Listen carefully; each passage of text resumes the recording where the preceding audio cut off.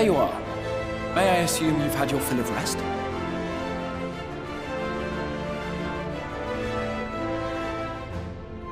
That is well.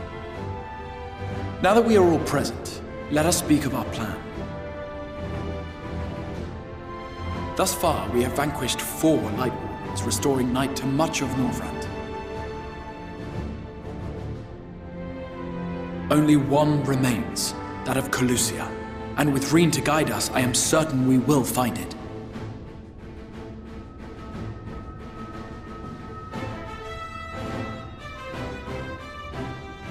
We're so close now.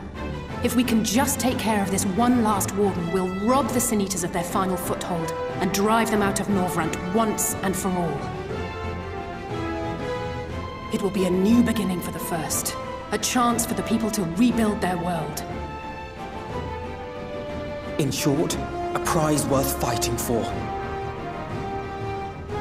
And in thus delivering the First from destruction, so too shall we unsow the seeds of the 8th umbral calamity. Do you hear? Your dreamed of rejoining is in jeopardy.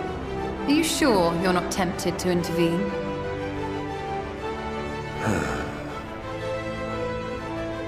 You labor under the misapprehension that vanquishing the Sin Eaters is tantamount to saving the world. It is not. In truth, you only delay the inevitable, lengthening your fleeting lives by the smallest of margins.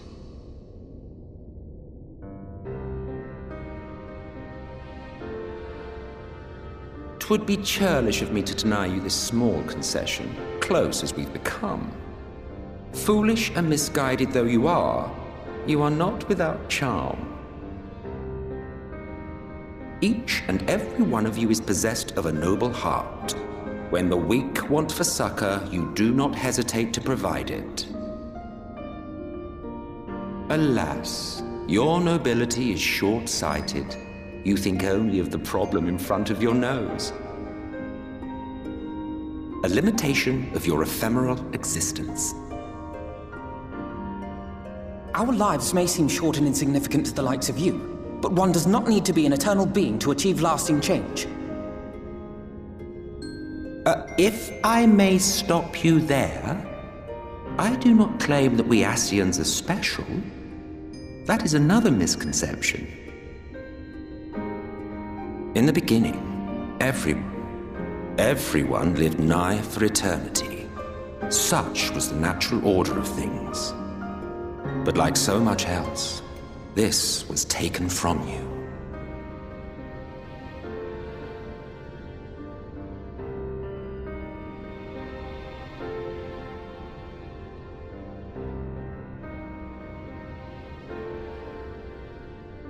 You won't object if I borrow your plaything?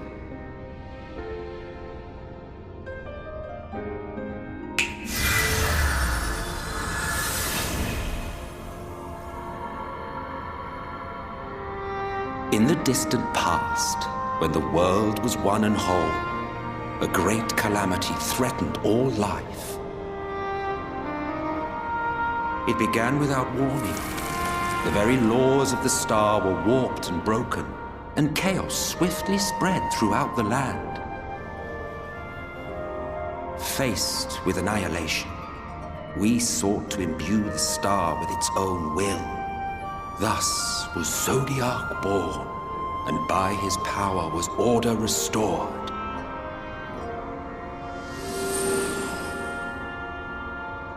Ere long, however, thankless fools began to fear that Zodiac's might was too great, and so they conjured another to keep him in check.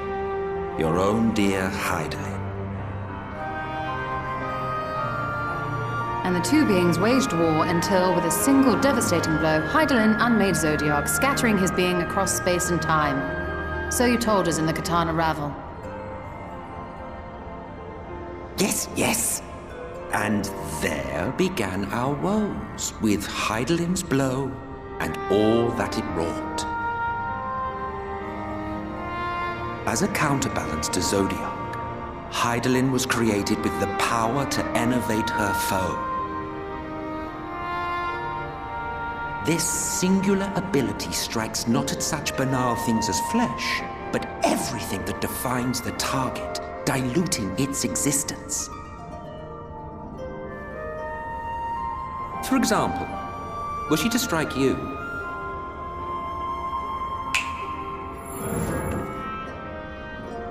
two individuals, identical in appearance yet reduced in all respects. Strength, intelligence, the soul itself, all is halved.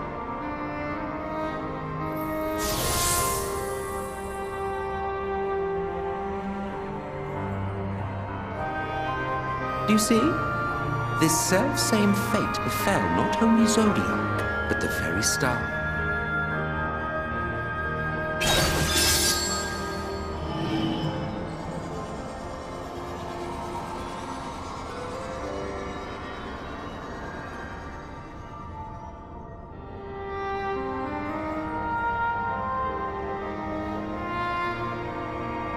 Only 3 were fortunate enough to escape the Sundering, me being one of them.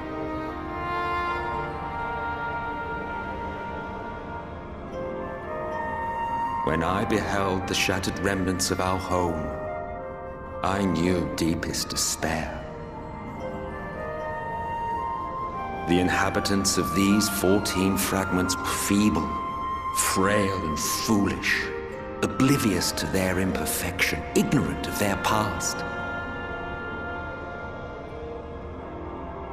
Malformed creatures thrashing blindly about. Pitiful, disturbing, depressing. So, we took it upon ourselves to rejoin the worlds. But in our eagerness and, I confess, our ignorance, we erred and made a useless void of the 13th.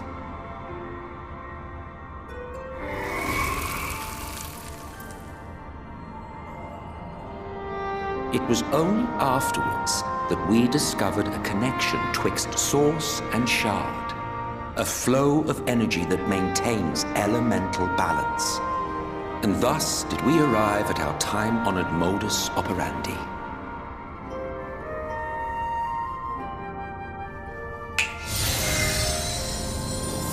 From a purely Ascian standpoint, it could be said that what you seek to do is only logical. But that would be to ignore the immeasurable destruction wrought with each rejoining. You have murdered millions, and this we cannot condone. By your fragmented existence, you continue to give rise to tragedies far crueler than any calamity. But yes, moral relativism and all that. Case in point, I do not consider you to be truly alive, ergo, I will not be guilty of murder if I kill you.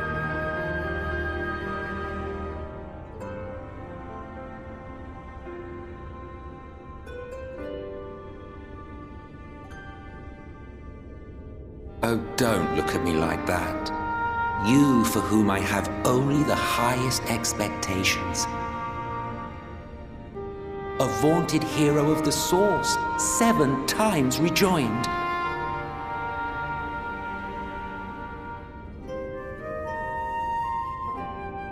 Long have I awaited one who might brave a path of lesser tragedy. A resilient soul able to endure the necessary pain. I dare to hope that my wait is over.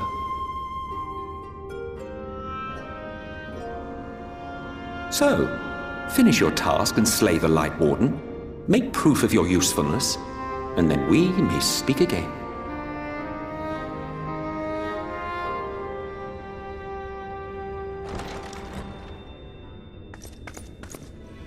Forgive me, my lord, but this could not wait. Speak freely, Captain. Our informant in Colusia sends word of unusual activity in Yulmur.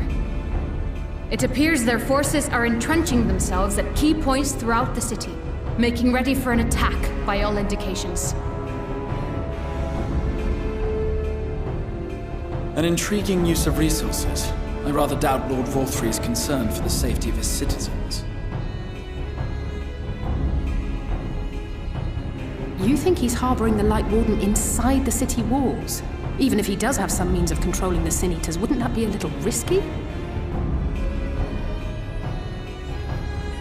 Risky or not, if there is even a chance the Warden is hiding there, we will need to act fast. The longer we wait, the better prepared the Yulmorans will be.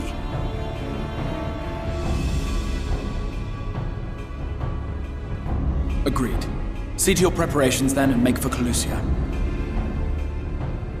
God's willing, this hunt will be the last. Let us see it through to the end.